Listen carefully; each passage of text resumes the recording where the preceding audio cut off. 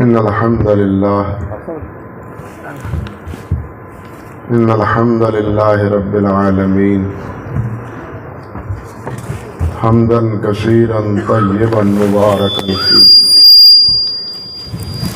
إن الحمد لله نحمده ونستعينه ونستغفره ونعوذ بالله من شرور أنفسنا ومن سيئات أعمالنا. من يهده الله فلا مضل له ومن يضلل فلا هادي له. وأشهد أن لا إله إلا الله وحده لا شريك له وأشهد أن محمدا عبده ورسوله. أما بعد فقد قال النبي صلى الله عليه وسلم: إن خير الكلام كلام الله وخير الهدي هدي محمد صلى الله عليه وسلم وشر الأمور محدثاتها وكل محدثة بدعة وكل بدعة ضلالة وكل ضلالة في النار. اللهم صل على محمد وعلى آل محمد كما صليت على إبراهيم وعلى آل إبراهيم إنك حميد مجيد. اللهم بارك على محمد وعلى آل محمد كما باركت على إبراهيم وعلى آل إبراهيم إنك حميد مجيد. رب اشرح لي صدري ويسر لي أمري واحلل عقدة من لساني يفقهوا قولي. اللهم انفعنا بما علمتنا وعلمنا ما ينفعنا وزدنا علما.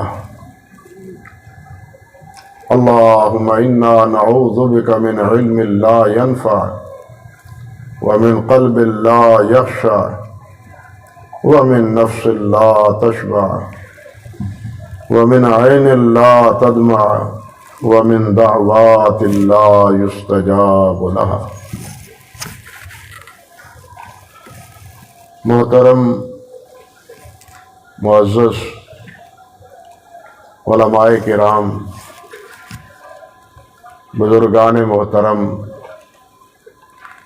اور عزیز طالب علم بھائیوں اور ساتھیوں،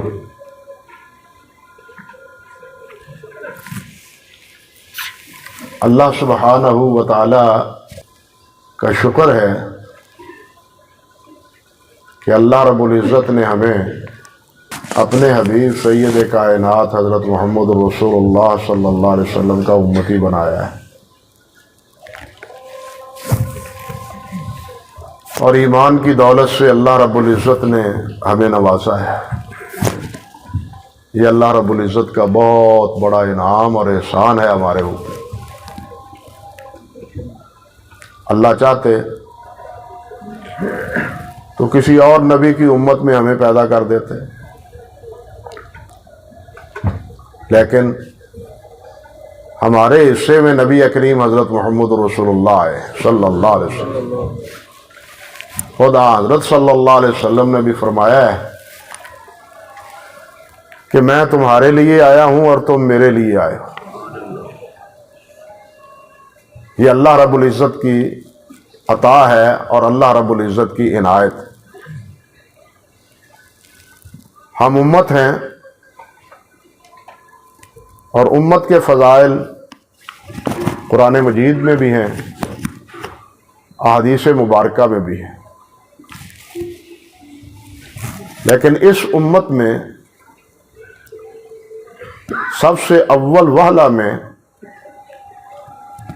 جو اس امت میں شمار ہوتے ہیں وہ حضرات صحابہ کرام رضوان اللہ علیہم اجمعین ہیں۔ ہمارے اور ان کے مابین فرق اتنا ہے کہ ہم ایمان رکھتے ہیں اور ہم باہم ایک دوسرے کے لیے ایمان کی شہادت دیتے ہیں کہ یہ ایماندار ہے، یہ مومن ہے، یہ نماز پڑھتا ہے،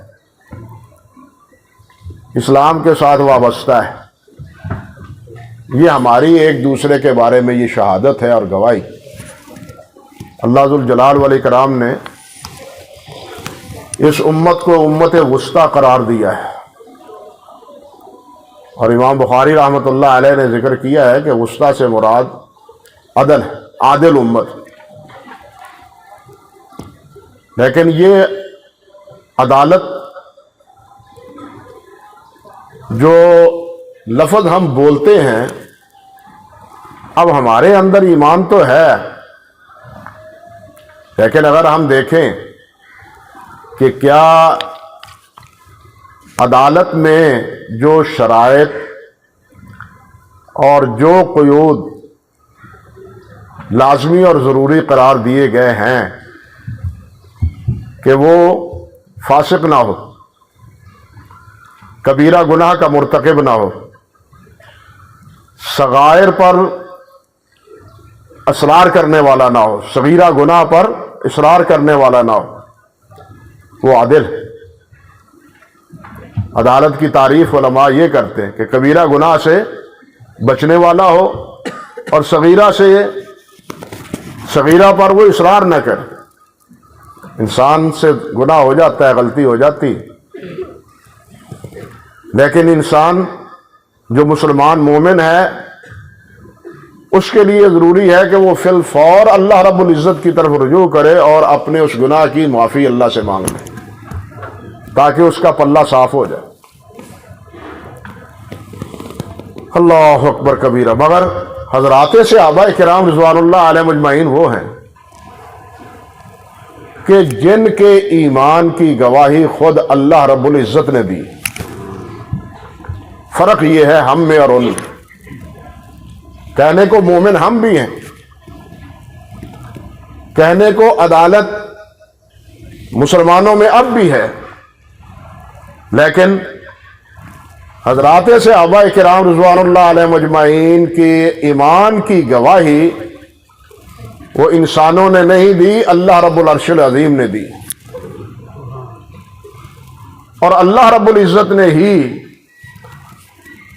یہ بات ارشاد فرمائی ہے کہ اولئک کتب فی قلوبہم الایمان، کہ میں نے ان کے دلوں میں ایمان کو لکھ دیا ہے۔ جس طرح پتھر پر الفاظ کنندہ ہیں اور وہ مٹتے نہیں، بالکل یہی پوزیشن حضرات صحابہ کرام رضوان اللہ علیہ مجمعین کے دلوں میں ایمان کی تھی۔ اللہ اکبر کبیرہ۔ اور کوئی ایک مقام نہیں، قرآن مجید میں 20 مقامات ایسے ہیں جہاں رب ذوالجلال والاکرام نے ان کے ایمان کی گواہی دی، جہاں ان کے ایمان کی گواہی دی، اور ساتھ ان کے لیے دنیا میں اور آخرت میں معافی کا اعلان بھی کیا ہے۔ غلطی ان سے بھی ہوئی، انسان تھے وہ بھی، لیکن ان کے لیے اللہ سبحانہ و تعالی نے معافی کا باقاعدہ اعلان کیا۔ اللہ اکبر کبیرہ۔ آپ دیکھیں کہ نبی علیہ الصلوۃ والسلام نے غزوہ احد کے موقع پر صحابہ کرام رضوان اللہ علیہ مجمعین سے مشورہ کیا کہ ہمیں لڑائی مدینہ طیبہ میں رہ کے لڑنی چاہیے یا باہر میدان میں نکل کے لڑنی چاہیے۔ جو نوجوان صحابہ کرام رضوان اللہ علیہ مجمعین تھے جو بدر میں شریک نہیں ہو سکے تھے اور ان کے دلوں میں ارمان تھا، ان کا جذبہ یہ تھا، ان کا مشورہ یہ تھا کہ ہمیں باہر میدان میں مقابلہ کرنا چاہیے۔ مگر کبار صحابہ کرام حتیٰ کہ خود نبی کریم صلی اللہ علیہ وسلم کی رائے یہ تھی کہ مدینہ طیبہ میں رہ کے مقابلہ کریں. نبی علیہ السلام کی بھی رائے یہی تھی، لیکن آپ نے صحابہ کرام، نوجوان صحابہ کرام رضوان اللہ علیہ اجمعین کی دلداری کے لیے، ان کے حوصلے کے لیے یہی فیصلہ فرمایا کہ باہر احد کے میدان میں جا کے لڑیں. اب لڑے. ابتداءً اللہ سبحانہ و تعالی نے فتح و نصرت سے نوازا، لیکن ایک غلطی اور ایک خطا کے نتیجے میں وہ فتح کا میدان شکست میں تبدیل ہو گیا، جس کے نتیجے میں 70 صحابہ کرام رضوان اللہ علیہ اجمعین شہید ہوئے. خود نبی کریم صلی اللہ علیہ وسلم بھی زخمی ہوئے، آپ کا دانت مبارک بھی ٹوٹ گیا، آپ کو بھی ضربیں لگی. یہ ساری باتیں میدان میں ہوئی. اب صحابہ کرام جو مشورہ دینے والے تھے کہ باہر جل کے لڑیں، وہ پشیمان تھے. اللہ اکبر، کہ ہمارے مشورے پر باہر نکلے اور 70 کے قریب ساتھی جو ہے وہ شہید ہوئے اور زخمی اس سے علیحدہ ہیں. اب ہمارے بارے میں پتہ نہیں نبی علیہ الصلوۃ والسلام کی کیا رائے بنتی، مگر اللہ رب العزت نے اپنے پیارے پیغمبر صلی اللہ علیہ وسلم سے کیا فرمایا کہ میں نے انہیں معاف کر دیا، میں نے انہیں معاف کیا، آپ بھی معاف کریں. فاعف عنہم واستغفر لہم وشاورہم فی الامر. 3 حکم دیے. فرمایا آپ بھی ان کو معاف کر دیں، آپ اپنے دل میں کوئی خلش ان کے بارے میں نہ رکھیں. اور دوسری بات، ان کے لیے استغفار کریں، اللہ ذوالجلال سے ان کے لیے بخشش کی دعا بھی کریں. اور تیسری چیز، وشاورہم فی الامر، ایسا نہ کریں کہ ان سے مشورہ کر کے پہلے تو مصیبت میں پڑا ہوں، ان سے کیا مشورہ کرنا ہے. نہیں، اللہ نے فرمایا ان کو اپنے مشورے میں شریک بھی رکھیں، ان کے ساتھ بدستور جس طرح پہلے مشورہ کرتے تھے اسی طرح مشورہ کریں. یہ کتنا بڑا مرحلہ تھا جس کے بارے میں اللہ ذوالجلال والاکرام نے فرمایا کہ میں نے انہیں معاف کر دیا.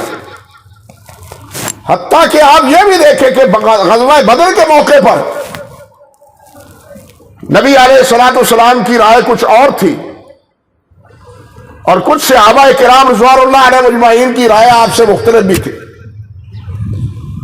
کہ جناب ان سب جتنے قیدی ہیں مشرکین کے، ان کو قتل کر دیا جائے. حضرت عمر فاروق رضی اللہ تعالیٰ عنہ کا بیان تاریخ کے اوراق میں محفوظ ہے کہ میرے رشتہ دار میرے سپرد کر دو، علی کے رشتہ دار علی کے سپرد کر دو، ابو بکر کے رشتہ دار ابو بکر کے، عثمان کے رشتہ دار عثمان کے سپرد کر دو، یہ ان کی گردنیں اڑا دیں. ہمیں نہیں چاہیے پیسہ، ہمیں پیسہ نہیں چاہیے. مگر ہوا کیا؟ حضرت ابوبکر صدیق رضی اللہ تعالیٰ عنہ کے مشورے کے مطابق نبی علیہ الصلوۃ والسلام نے فدیہ لے کے ان کو چھوڑنے کا فیصلہ فرمایا. لیکن اللہ رب العزت کے نزدیک یہ فیصلہ درست نہیں تھا. اللہ رب العزت نے اس کو بڑے عجیب الفاظ سے بیان کیا ہے، اور وہ کیا کہ تم دنیا طلبی کے پیچھے تھے، دنیا طلب.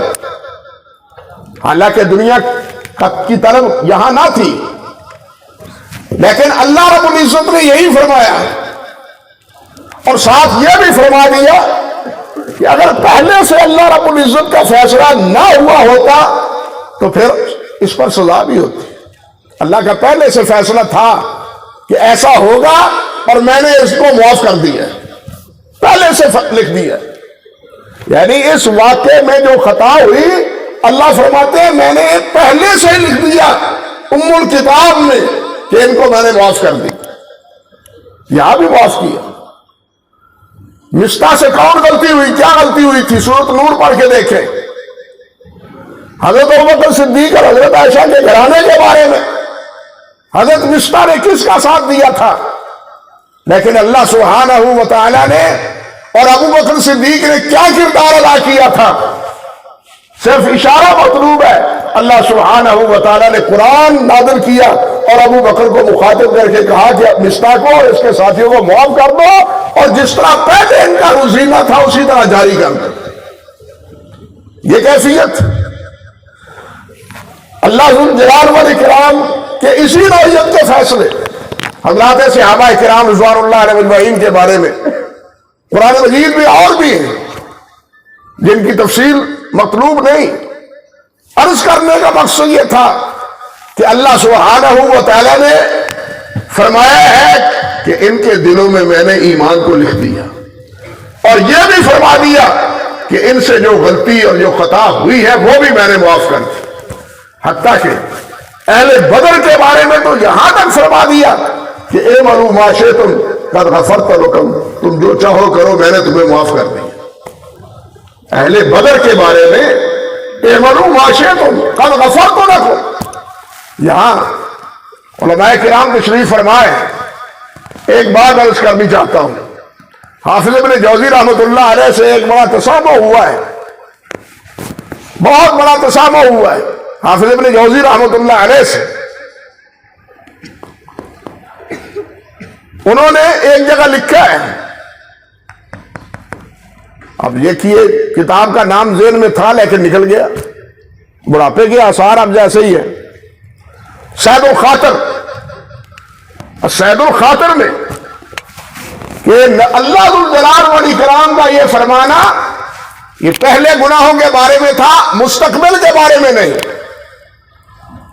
یہ ابن جوزی نے لکھا۔ مگر حافظ ابن حجر رحمۃ اللہ علیہ اور دوسرے حضرات نے ابن جوزی کی تردید کی۔ کیوں؟ کہ حاتب بن ابی بلتہ سے ایک خطا ہوئی تھی فتح مکہ کے وقت، اور جب وہ راز فاش ہو گیا تو عمر فاروق نے کیا کہا تھا؟ حضور اجازت دیجیے اس منافق کی گردن اڑا دوں، سر اڑا دوں اس کا۔ نبی علیہ السلام نے کیا فرمایا تھا؟ عمر معلوم نہیں تمہیں کہ یہ بدری ہے، یہ بدری ہے۔ اور بدری کے بارے میں اللہ نے کیا فرمایا کہ قد غفرت لکم، میں نے تمہیں معاف کر دی۔ اب یہ واقعہ غزوہ بدر کے کئی سال بعد ہوا ہے، اور اس وقت ان سے خطا ہوئی، اور نبی علیہ الصلوۃ والسلام نے اسی فرمان باری تعالیٰ کے مطابق حضرت حاتب بن ابی بلتہ رضی اللہ تعالی عنہ کے اس جرم کو بھی نظر انداز کیا۔ یعنی عرض کرنے کا مقصد یہ تھا، غلطی تھی، ہوتی ہے غلطی، معصوم ہم ان کو نہیں مانتے، معصوم صرف اللہ رب العزت کی ذات گرامی ہے، لیکن اللہ کا فیصلہ یہ ہے کہ میں نے ان کو معاف کیا ہے، ان کے دلوں میں میں نے ایمان کو لکھا ہے۔ بلکہ فرمایا اللہ تعالیٰ نے اولئک کتب فی قلوبہم الایمان ہی نہیں کہا، بلکہ یہ بھی فرمایا کہ ایمان ان کے دلوں میں محبوب کر دیا ہے۔ وَقَرَّ إِلَيْكُمُ الْكُفْرَ وَالْفُسُوقَ وَالْعِصْيَانَ، اور ان کے دلوں میں کراہت پیدا کر دی ہے کفر کی، عصیان کی اور فسق۔ نہ یہ کافر ہو سکتے ہیں، نہ فسق و فجور میں مبتلا ہوں گے، نہ ہی نافرمانیوں میں یہ پھنسیں گے۔ یہ تین اوصاف بیان کی اللہ سبحانہ و تعالی نے سورۃ الحجرات، تین اوصاف۔ گویا کہ صحابہ کرام رضوان اللہ علیہ اجمعین کیا ہے؟ فسق و فجور میں مبتلا نہیں، عصیان اور معصیت میں مبتلا نہیں۔ معصیت ہونا اور مسئلہ ہے، اس کا باقاعدہ ارادتاً ارتکاب کرنا دوسرا مسئلہ ہے۔ فرق سمجھے؟ ایک ہے ارادتاً گناہ کرنا، صحابہ کرام رضوان اللہ علیہ مجمعین ارادتاً قصداً معصیت کا ارتکاب قطعاً نہیں کرتے۔ یہاں یہ بھی بات سمجھ لیں کہ حضرات صحابہ کرام رضوان اللہ علیہ مجمعین کے مابین اختلاف، فقہی اختلاف موجود ہے، لیکن وہ فقہی اختلاف خطا اور صواب پر مبنی ہے۔ صحابہ کرام کے کسی عمل کو بدعت سے متہم نہیں کیا جا سکتا۔ علماء نے عقائد کی کتابوں میں یہ بات لکھی ہے کہ صحابہ کے فعل کو کیا ہے، بدعت کے ساتھ متہم نہیں کیا جا سکتا کہ یہ بدعت جاری انہوں نے کی ہے۔ یہ بدعت جاری ہوئی ہے، بعد کے دور میں بدعات جاری ہوئی ہے، وہ اعتقادی ہو وہ عملی ہو، لیکن صحابہ کرام رضوان اللہ علیہ مجمعین اعتقادی اور عملی بدعت سے مبرہ تھے۔ وہ مبرہ تھے اعتقادی اور عملی بدعت سے۔ ہاں، ان کے فتاوے، ان کے اعمال، ان میں ثواب، راجع مرجو، اولا یا بہتر، ان دونوں میں اختلاف تو ہو سکتا ہے، لیکن ان کے مابین یہ بدعت کا مسئلہ یا بالکل خطا کا مسئلہ یہ نہیں ہے۔ صحابہ کرام کے فتاوے میں ایک دوسرے کے ساتھ اختلافات موجود ہے، تفصیل کی گنجائش نہیں، اور بڑے عجیب اختلاف ہیں اور عجیب و غریب اختلاف، لیکن وہ ان کے اتحادی اختلافات پر مبنی ہے۔ عرض کرنے کا مقصد یہ تھا کہ صحابہ کرام رضوان اللہ علیہ مجمعین کے بارے میں ہم اہل سنت کا، اہل حدیث کا، اہل حق کا عقیدہ ہمیشہ سے یہ رہا ہے، اور خود صحابہ کرام سے لے کے تابعین تک اور تابعین سے لے کے اس وقت تک جو اہل حق ہے رفض کے مقابلے میں وہ حضرات صحابہ کرام رضوان اللہ علیہ مجمعین کے بارے میں یہی عقیدہ رکھتے کہ تمام صحابہ کیا ہے، مغفور لہم ہیں، اللہ نے ان کو معاف کر دیا ہے، اللہ ذوالجلال نے انہیں جنتی قرار دیا ہے، اللہ رب العزت نے ان پر اپنی رضا کا اظہار فرمایا ہے۔ حدیث میں آتا ہے جب اہل جنت میں چلے جائیں گے تو اللہ سبحانہ و تعالی اہل جنت کو ایک جگہ جمع کریں گے، اکٹھا کریں گے اور فرمائیں گے آؤ جنتیوں میرے پاس آؤ، میں تمہیں کچھ دینا چاہتا ہوں، میں تمہیں کچھ دینا چاہتا ہوں۔ خود اہل جنت بھی سوچیں گے کہ آج اللہ ذوالجلال ہمیں کیا چیز عطا فرمائیں گے، اللہ اکبر کبیر، کیا دیں گے؟ جنت میں کسی چیز کی کمی تو ہمیں نظر نہیں آتی کہ جس کے بارے میں ہم کہیں کہ یا اللہ یہ چیز نہیں ہے، یہ چاہیے۔ کوئی چیز ایسی نہیں وہاں جو مفقود ہو یا کم ہو یا ہو ہی نہ۔ وہ جنت ہی کیسی کہ جہاں اللہ کی نعمتوں میں کمی واقع ہو، وہ جنت ہی کیسی، اللہ اکبر کبیرہ۔ خیر، تمام اہل جنت جمع ہوں گے اور اللہ سبحانہ و تعالی ارشاد فرمائے گا کیا کہ جنتیوں، میں تمہیں آج ایک چیز عطا کرنا چاہتا ہوں۔ کیا چیز ہے؟ کہ میں تمہارے اوپر راضی ہوں، تمہارے اوپر آئندہ کبھی بھی ناراض نہیں ہوں گا، تم سے کبھی بھی ناراض نہیں ہوں گا، میں راضی ہوں۔ اور اہل جنت کے چہرے کھلکھلا اٹھیں گے۔ مگر سوچئے ذرا اور انصاف کیجئے کہ یہ اہل جنت کو جنت میں چلے جانے کے بعد گویا کہ ایک آخری اعزاز ہے اہل جنت کا، اہل جنت کا ایک آخری اعزاز اور اکرام ہے اللہ رب العزت کی طرف سے کہ میں تم پہ راضی ہوں، آج کے بعد میں تم پر بالکل ناراض نہیں ہوں گا۔ یہ اہل جنت سے اللہ فرمائیں گے۔ لیکن ذرا سوچئے کہ حضرات صحابہ کرام رضوان اللہ علیہ مجمعین کے بارے میں اللہ ذوالجلال والاکرام نے قرآن مجید میں کتنی بار فرمایا ہے رضی اللہ عنہم ورضوا عنہ، میں ان پر راضی ہوں۔ اور اہل جنت جس میں صحابہ بھی ہیں، ان تمام پر اللہ کی رضا کا اعلان جنت میں ہے، لیکن حضرات صحابہ کرام رضوان اللہ علیہ مجمعین کے لیے اللہ کی رضا کا اعلان کہاں ہے؟ دنیا میں۔ یہاں اسی دنیا میں اللہ ذو الجلال نے ان کے بارے میں فرما دیا، اور یہ ایک بار نہیں کہا، کئی بار کہا کہ میں تم پر راضی، تم مجھ پر راضی۔ یہ کہنے کو بات بڑی آسان ہے، لیکن اپنانے کو بہت مشکل ہے، اپنانے کو بہت مشکل ہے۔ اگر اس طرف جاؤں تو پھر موضوع بدل جائے گا۔ کہنے کا مقصد صرف یہ تھا کہ اللہ کی صحابہ کرام کو رضا بھی حاصل، ان کی خطاؤں کی معافی کا اعلان بھی حاصل، اور ان کے ایمان کی پختگی کا وعدہ بھی پورا۔ یہ اعزاز اور یہ اکرام ہے حضرات صحابہ کرام رضوان اللہ علیہ مجمعین کا، اور یہی اکرام ہم صحابہ کے بارے میں اپنے دلوں میں رکھتے ہیں، اور اس کے برعکس صحابہ کے بارے میں بغض، عناد، مخاصمت، مخالفت، حتیٰ کہ سب و شتم، اس کے ڈانڈے ہم رافض کے ساتھ مانتے، اہل سنت کے ساتھ ان کا کوئی تعلق نہیں، کوئی وابستگی نہیں۔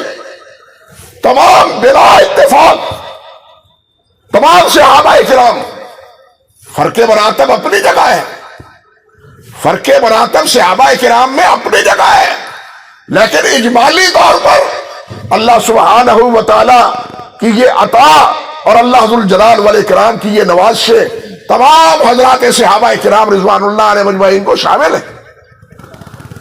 اللہ اکبر کبیرہ۔ پھر یہ بھی دیکھیے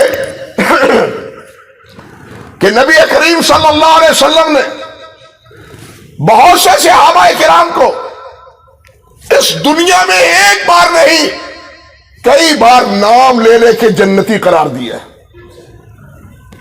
جنتی قرار دیا، اور جنتی ہی نہیں، ان کے لیے جنتی ہی نہیں، نبی علیہ السلام جنت سے ہو کے آئے ہیں معراج کی رات، یا خواب میں یہ واقعہ آپ کو دکھایا گیا تو پوچھا بلال کیا عمل کرتے ہو؟ کہ میں تمہاری جوتیوں کی آواز آگے آگے سن رہا تھا، جنت میں اپنی آگے آگے سن رہا تھا۔ کیا عمل کرتے ہو، کیا ہے؟ حضرت بلال کیا جواب دیتے ہیں رضی اللہ تعالیٰ عنہ کہ جناب جب وضو کرتا ہوں 2 رکعتیں پڑھ لیتا ہوں، اور تو کوئی عمل نظر نہیں آتا، صرف ایک عمل یہ ہے۔ نبی علیہ السلام نے فرمایا اسی کی برکت سے، لیکن سوال میرا یہ ہے کہ بلال غلام تھے ابو بکر صدیق کے، انہوں نے آزاد کیا ابو بکر صدیق نے رضی اللہ تعالیٰ عنہ کو نے حضرت بلال کو، بلال تو جنت میں چلے جائے اور ابو بکر پیچھے رہ جائے۔ سوچئے ذرا، ہو سکتا ہے یہ ممکن ہے؟ جس کے بارے میں نبی علیہ السلام نے فرمایا جو ایک غلام کو آزاد کرتا ہے وہ اپنے آپ کو جہنم سے آزاد کر لیتا ہے، اور یہاں تو جنتی بلال کو ابو بکر نے آزاد کیا ہے، اور یہ ایک جنتی نہیں، دوسرے بھی جنتی ہیں جن کو ابو بکر صدیق رضی اللہ تعالیٰ عنہ نے آزاد کیا ہے۔ تو اسی طرح نبی علیہ السلام نے بہت سے صحابہ کرام کو نام لے کے، عشرہ مبشرہ تو معروف ہے، 10 صحابہ کرام رضوان اللہ علیہ مجمعین جن کا نام لے لے کے نبی علیہ السلام نے فرمایا یہ جنتی ہیں۔ بلکہ نبی علیہ السلام نے جہاں اپنی امت کے بارے میں بہت سی بشارتیں دی ہیں، وہاں امت کو مستقبل میں ہونے والے خطرات اور فتن ان سے بھی آگاہ فرمایا، ان فتنوں سے بھی آگاہ فرمایا۔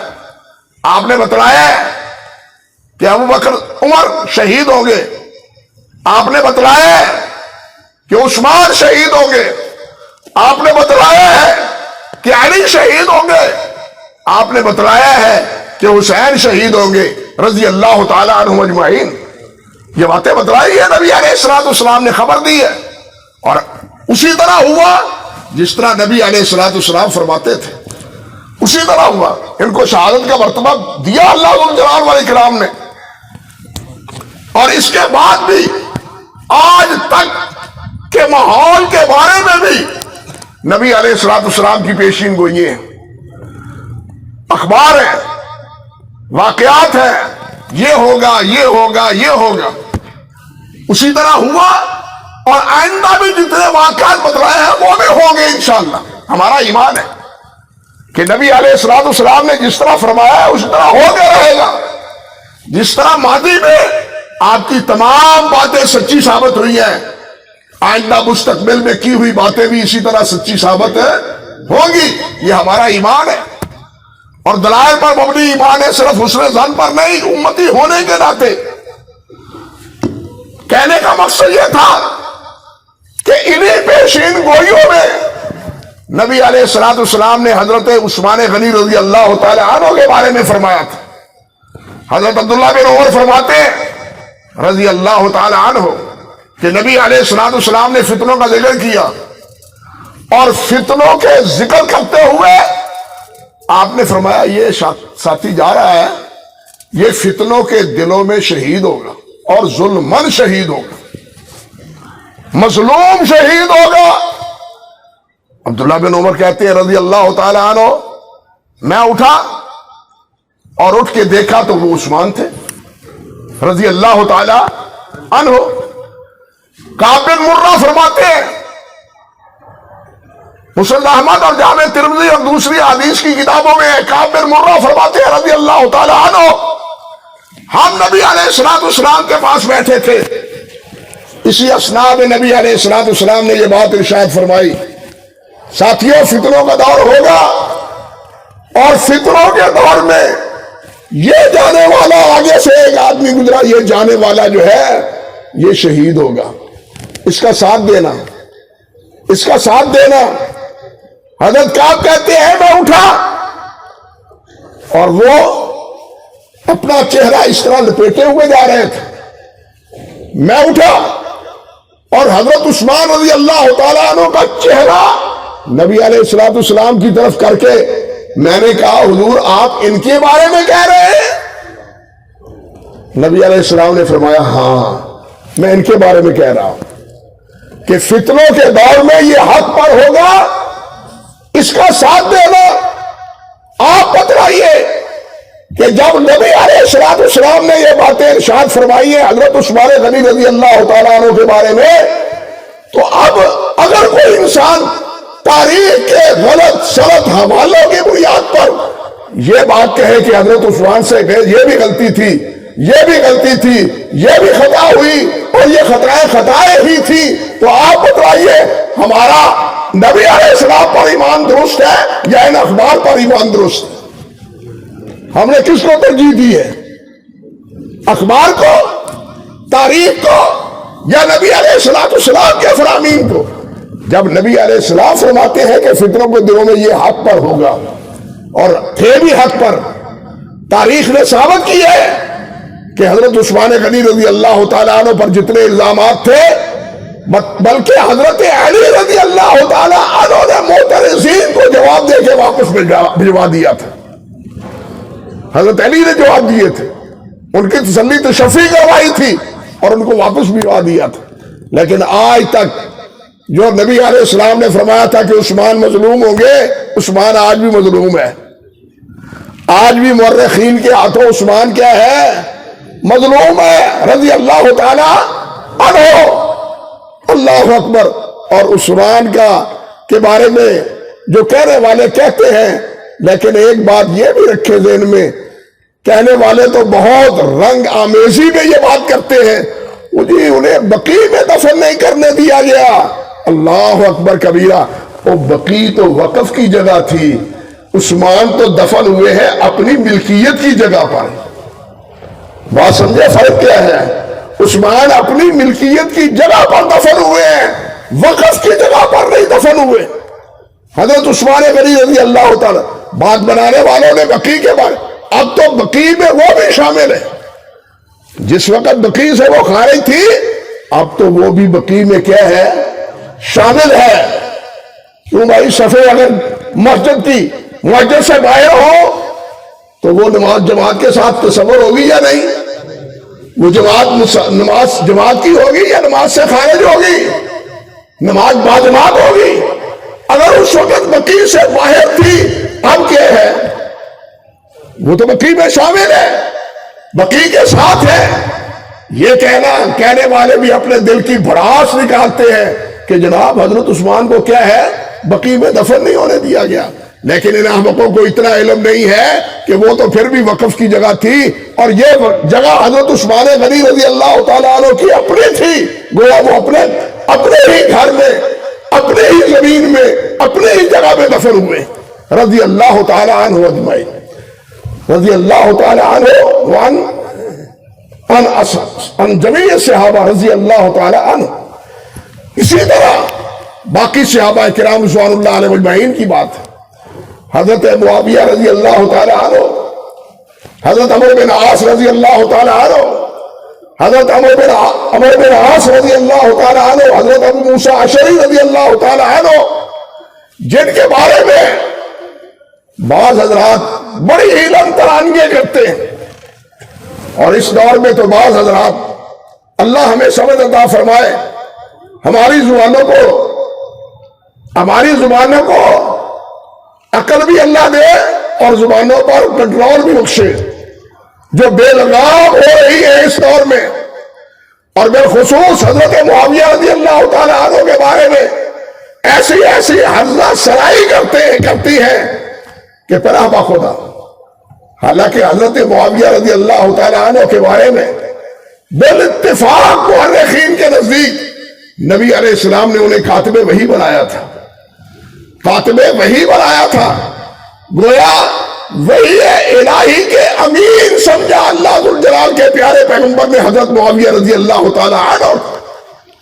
نبی علیہ السلام نے ایک مرحلے پہ فرمایا تھا کہ میں اللہ کی وحی پر کیا ہوں؟ امین ہوں، میں اللہ کی وحی پر کیا ہوں؟ امین ہوں۔ اور اللہ کے رسول نے اسی وحی پر امین کس کو بنایا؟ حضرت معاویہ کو رضی اللہ تعالیٰ عنہ۔ لیکن جن کی زبانیں اپنی نہیں ہیں وہ تو حضرت معاویہ رضی اللہ تعالیٰ عنہ کو بھی معاف کرنے کے لیے تیار نہیں ہے۔ سیدھی سی بات ہے، حضرت عبداللہ بن عمر بھی فرماتے ہیں، اور حضرت عائشہ صدیقہ رضی اللہ تعالیٰ عنہا بھی فرماتی ہے کہ اللہ سبحانہ و تعالیٰ نے ہمیں یہ حکم دیا ہے کہ اہل ایمان کے لیے بخشش کی دعا کیا کرو، اہل ایمان کے لیے بخشش کی دعا کرو۔ ربنا اغفر لنا ولاخواننا الذین سبقونا بالایمان ولا تجعل فی قلوبنا غلا للذین آمنوا ربنا انک رؤوف رحیم۔ دعا کرنے کا اہل ایمان کے بارے میں فرمایا کہ یہ ایماندار اپنے سے پہلے جو ایمان والے ہیں ان کے لیے دعائیں کرتے ہیں۔ بھائی اب ہمارے ایمان کا ایک معیار یہ ہے کہ ہم ان کے لیے کیا کریں؟ دعا کریں، یہ ہمارے ایمان کا ایک معیار ہے۔ اب اگر ہم دعا نہیں کرتے تو پھر ہمارے ایمان کی حیثیت کیا ہے؟ مجھے آپ سمجھائیں کہ پھر ہمارے ایمان کی حیثیت کیا ہے؟ حضرت عائشہ فرماتی ہے، عبداللہ ابن عمر فرماتے ہیں رضی اللہ تعالیٰ عنہما کہ اللہ ذوالجلال نے تو حکم دیا ہے ان کے لیے بخشش کی دعا کرنے کا۔ اللہ تعالیٰ تو جانتا تھا، اللہ کا تو علم تھا کہ یہ کیا کیا کریں گے، صفین میں کیا ہوگا، جبل میں کیا ہوگا، باہم قدر و غارت کیسی ہوگی، اللہ کو تو علم تھا یا نہیں؟ اللہ علام الغیوب ہے یا نہیں؟ ہے نا؟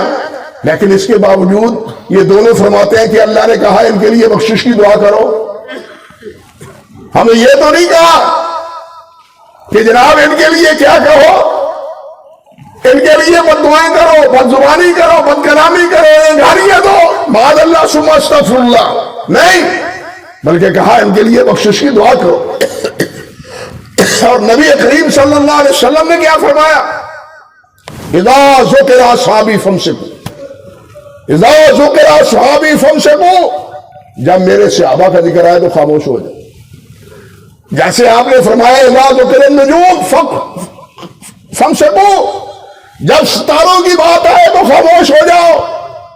آج بھی لوگ ستاروں کو دیکھ کے لوگوں کی قسمتوں کے فیصلے بتلانے والے ہیں یا نہیں؟ آج بھی ہیں، ستارہ شناسی کرنے والے ہیں، اور فیصلے اور باتیں بتلانے والے اس کے مطابق ہیں، لیکن اللہ کے رسول نے فرمایا جب ستاروں کی بات آئے خاموش، تمہارا اس پر ایمان نہیں ہونا چاہیے۔ جب میرے صحابہ کا ذکر آئے تو فَامْسِكُوا، خاموش ہو جاؤ۔ بلکہ نبی علیہ السلام نے فرمایا کہ مجھ سے میرے صحابہ کے بارے میں کوئی شکایت نہ کیا کرو، میں تاکہ جہاں سے جاؤں تو میرے دل میں کسی کے بارے میں کوئی میل نہ ہو، میرے دل میں کسی کے بارے میں یہ کھٹکا نہ ہو کہ اس نے کوئی غلطی کی ہے، میں یہی سمجھتا رہوں کہ یہ میرے ساتھی، یہ میرے رفیق، یہ دیانت دار، یہ امانت دار، یہ پاک، یہ صاف، اللہ اکبر۔ اور بہت سی اسی قسم کے احکام نبی علیہ السلام کے احادیث مبارکہ میں مروی ہے۔ اللہ اکبر کبیرہ۔ نبی علیہ السلام نے صحابہ کرام رضوان اللہ علیہ مجمعین کے ایمان کے بارے میں جس طرح میں نے عرض کیا تھا، ہمارا ایمان ہے کہ نہ صحابہ کے مقابلے میں کسی کا ایمان، نہ ان کے عمل کے مقابلے میں کسی کا عمل۔ اللہ اکبر کبیرہ۔ دیکھیے سب انسان اکٹھے ہو جائیں، سب انسان اکٹھے ہو جائیں، تابعین کے درجے کو پہنچ جائیں، اور تابعین میں افضل ترین تابعی حضرت اویس کرنی شمار ہوتے ہیں یا سعید بن مسیب شمار ہوتے ہیں۔ علم و فضل کے اعتبار سے سعید بن مسیب، اور ورع و تقویٰ کے اعتبار سے، فضائل کے اعتبار سے علماء کہتے ہیں حضرت اویس کرنی۔ اللہ اکبر کبیرہ۔ میں کہتا ہوں اگر سارے انسان اویس کرنی بن جائیں، سارے انسان وہ کیا سعید بن مسیب بن جائیں، لیکن ایک صحابی کے درجے کو نہیں پہنچ سکتے، کسی ایک صحابی کے درجے کو نہیں پہنچ سکتے، نہ ہی صحابی کے کسی عمل کو کہ ہم سر ہو سکتے ہیں۔ نبی علیہ السلام نے آپ فرمایا ہے کہ میرے صحابہ کا ایک پڑوپا نہیں، 900 پڑوپا، اور 600 کلو 600 کیا گرام، اس سے بھی نصف 300-350 گرام جو وہ خرچ کیے ہوئے تمہارے اود پہاڑ کے برابر سونا خرچ کرنے کے برابر بھی تمہارا عمل ان کے برابر نہیں ہو سکتا۔ وہ خرچ کریں جو کتنے 350 گرام، اور ہم خرچ کریں کتنا اود پہاڑ کے برابر سونا۔ اللہ اکبر کبیرہ۔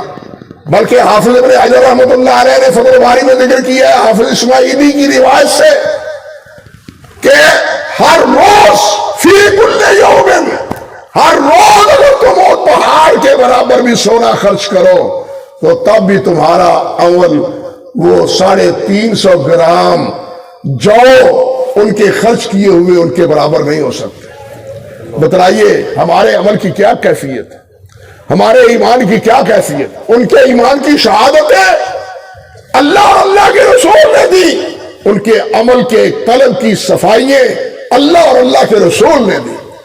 حضرت حافظ صاحب متا رحمت اللہ علیہ ہمارے شیخ، بلکہ کہنا چاہیے کہ اس وقت ہمارے جتنے مشائخ ہیں، علماء ہیں، وہ بالواسطہ یا بلا واسطہ وہ حضرت حافظ صاحب حافظ محمد گوندری رحمت اللہ علیہ کے شاگرد، وہ فرمایا کرتے تھے اللہ اکبر کبیرہ کہ اگر سارے انسان آدم علیہ السلام سے لے کے قیامت تک جتنے بھی انسان ہیں وہ سارے سب انسان ان کی عقل فہم ایک جگہ جمع کر لی جائے تو ان تمام کی عقل مل کے بھی اللہ کے رسول کی عقل کے برابر نہیں ہو سکتی۔ دوسری بات فرماتے تھے کہ سارے انسان وہ انتہائی متقی اتقا خلق اللہ بن جائیں، سب سے زیادہ متقی اور پرہیزگار بن جائیں، لیکن وہ اللہ کے رسول سے متقی بن نہیں سکتے۔ بالکل اسی طرح سارے تابعی بن جائیں، سارے سعید بن مسیب اور جناب حسن بصری، سعید بن مسیب اور حضرت کرنی رحمت اللہ علیہ بن جائیں تو وہ کوئی ابو بکر نہیں بن سکتے، عمر نہیں بن سکتے، عثمان علی نہیں بن سکتے۔ حضرت عمر بلکہ فرمایا کرتے تھے کہ لو وضع ایمان ابی بکر بے ایمان اہل الارض لرجع، اگر ابو بکر کے ایمان کو ایک پلڑے میں رکھے اور دوسرے پلڑے میں زمین پر بسنے والے جتنے انسان ہیں ان کے ایمان کو رکھے تو ابو بکر کا ایمان بڑھ جائے گا، اور بڑھا بھی۔ واقعات بتلاتے ہیں کہ ابو بکر صدیق کے ایمان کی پختگی اور یقین کی دولت اللہ ذوالجلال نے انہیں کتنی عطا فرمائی تھی۔ صحابہ کرام رضوان اللہ علیہ مجمعین کے یقین جاری ہے، یہ تذکرے ایسے نہیں ہیں کہ جو ایک دو مجلسوں میں بیان کرے اور وہ ختم ہو جائے، بلکہ حقیقت یہی ہے کہ جتنا ان کو بیان کیا جائے اتنا ہی کم ہے۔ ہمارا عقیدہ، ہمیں اپنی اصلاح کرنی چاہیے کہ اپنے دلوں کو، جب نبی علیہ السلام نے فرمایا کہ میں جاؤں اور اپنے ساتھیوں کے بارے میں اپنے دل کو صاف رکھوں، تو کیا خیال ہے ہم اپنے دلوں کو گندا رکھے صحابہ کے بارے میں؟ کیوں بھائی؟ جب اللہ کے نبی نے فرمایا کہ میرا دل صاف ہو ان کے بارے میں، تو آپ کی پیروی میں ہمارا دل بھی صاف ہونا چاہیے ان کے بارے میں۔ ہمارے دل میں کوئی میل، کوئی گدلا پن، کوئی بدگمانی اور بدزنی وہ نہیں ہونی چاہیے۔ اللہ سبحانہ و تعالی ہمیں صحابہ کرام کے ساتھ اسی عقیدت اور محبت کی ہمیشہ توفیق عطا فرمائے، اور ان کی پیروی میں اپنے حبیب حضرت محمد رسول اللہ صلی اللہ علیہ وسلم کی فرمانبرداری اور تابعداری کی توفیق عطا فرمائے۔ وآخر دعوانا الحمدللہ رب العالمین۔